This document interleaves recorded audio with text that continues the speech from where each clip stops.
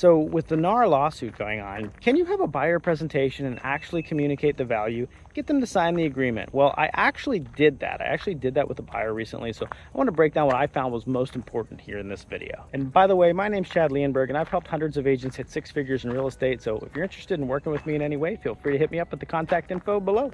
All right, so there's kind of four main areas I'm going to focus on here. And one of the biggest is having a transparent conversation. I would say one of the worst things you could do is have this kind of lawsuit or all this stuff, this, depending on when you're watching this video, what's going on, having these questions out there and you not answering them, not acknowledging them, and then it comes up later. You don't want that. I've been there with buyers before, with sellers. You just don't want surprises. You also don't want to go down the line and do a ton of work for them and then not get paid as well. So you need to have a transparent and open conversation. And that's exactly what I did. I told them, I said, hey, we don't know the way this thing's going to shake out currently. I know my minimum commission percentage that I'm willing to take on the buy side, and this is what it is at this price point. And we had a flexible one. I told them if you were under 500K, this would be our commission. If you were over 500K, this would be our commission. And I said, you know what, that might change, and it's negotiable, but this is our current plan. This is our current kind of menu of services. This is what we're planning to offer. We're going to read and react and respond to the marketplace as it changes, but this is what it is. And I was just open with them, what I was willing to work for and what I was willing not to work for. And we had a conversation. It's really actually, I think, what people want out of this lawsuit is, it to be transparent. There's a big argument, I would say, that by not displaying what the seller is offering the buyer agent, that lacks transparency. However, at least on our side, we should be talking about what our minimum is so the buyer knows what we'll be making. And I will tell you, in my conversation, I had no issue. They appreciated the transparency. I'll give you why I think they had no issue with the commission here in one of the later things, but they really appreciated the transparency and wanted the transparency. And I think that's what people crave more and more, especially in today's world. The second thing you got to do is you got to bring value. It's hard to communicate that value. So I'll tell you how I did it. And, maybe you don't have the exact sales to do this, but maybe you have a broker or manager or things like that. We've sold 1,000 homes in the last 10 years. So I went through that with them. I kind of broke down, this is how many we sold per year. We built this team and we did this stuff. But I told them, I was like, cool, that's whoa about me. But what does that mean for you? Well, that means the residential real estate transaction is an emotional roller coaster. And it doesn't always stay together really well. So we know how to navigate that because of our 1,000 plus deals of experience. We've seen a lot of scenarios. We have proof that we can navigate human emotion. Now, if you don't have that level of transactions, maybe you're a newer agent starting out, lean on the resources around you.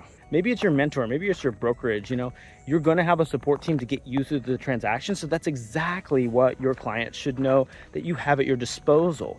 It's like, well, so say you're joining my team as an agent, right? And you've just joined. One of the ways that you can communicate that value is our team has sold 1,000 transactions. So I have Chad to lean on for any questions, and he's navigated 1,000 plus transactions in 2 different markets.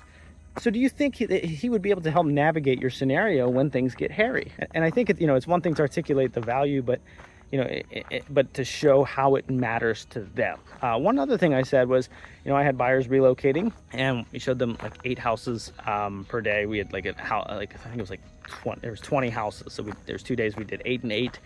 But those 8 houses I did in 3 hours. And the buyers didn't feel rushed.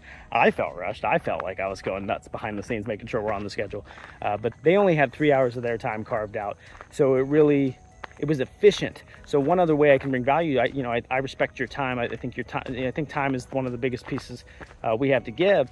So I'll make sure that you have an efficient schedule. And I told them, I was like, a lot of the reason why I was able to do that was because of the tools we get as real estate agents, showing time, hit the smart route. But that's something, I brought value. So those were 2 areas where I was kind of like, I wanted to unpack that so you can see how I not only stated the value, but stated how it made sense for them. So efficiency for their time, ability and resourcefulness to navigate the complex transaction emotions, and calling it like it is. Just that, it's not I've sold and I've gotten this and this and stat and stat and stat. I've done a lot of stuff, which led me to learn how to navigate human beings during the real estate process. That's why it matters for you. Sure, I make money and I have cool records, but how does it matter for you? As I know how to navigate this bumpy road because I've been down it. Do you see how it makes sense for them? You have to make it make sense for them. It's not about you, it's about them. If you solve a problem for them, you'll solve a problem for yourself, but you have to focus on them. So this should transition perfectly into authenticity. You've got to be authentic, and I say this in a lot of the stuff I do and a lot of my content, but you have to be authentic. You have to be real. You have to tell them how your value is real for them. If they catch commission breath, are you trying to sell, or are you trying to get them to sign on the dotted line just because you need to now because of the new lawsuit or whatever, the settlement, they're going to smell that from a mile away. So you need to be authentic and telling them how you actually bring value to the table. Authenticity cannot be faked, so make sure you have it. Now, the number one most important thing, though, when delivering this buyer presentation, and sure, maybe this comes because I've been doing real estate for a while and I have had a lot of sales, but I think if you just trust in your process and your resources around you, whether it's your manager, or your team leader, or Google or YouTube or whatever you have, that just make sure you're confident in your process, because you need confidence. If you don't have confidence in this scenario, you're not going to win. You can't fake the confidence either. You have to truly believe that you're going to add value. So I'll tell you one way I had this early on in my real estate career, before this was even necessary. One way I had this early on in my career was I believed I made smart choices. If I was to buy, an Xbox versus a PlayStation, or if I was to go out to buy a new laptop, I believe I could give somebody better advice or save them money than if they were to do it without me. So this is really how I viewed the real estate transaction. I felt I made smart decisions. I felt I made long-term decisions rather than short-term decisions. So, find your confidence in how you're going to help somebody navigate a deal, and make sure that confidence shows.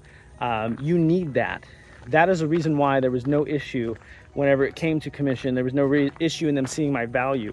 I know, because I've done this before and I've been through this a lot, so I know that confidence is the key. So if you don't have it, you better go find it, because this is not going to work if you don't have the confidence. So anyways, like I said, I did a buyer presentation, got the contract, got the buyer agency contract. We've even seen houses since, and there were some that were under my minimum, we had discussed, and they were willing to pay the difference if necessary. So the reason why I bring this up is because we don't know the way this is going to shake out, but I want to give you encouragement that I want to give you a real scenario where it is possible, give you proof that it is possible that you can list your buyers, you can negotiate your commission, you can show your value. It is real.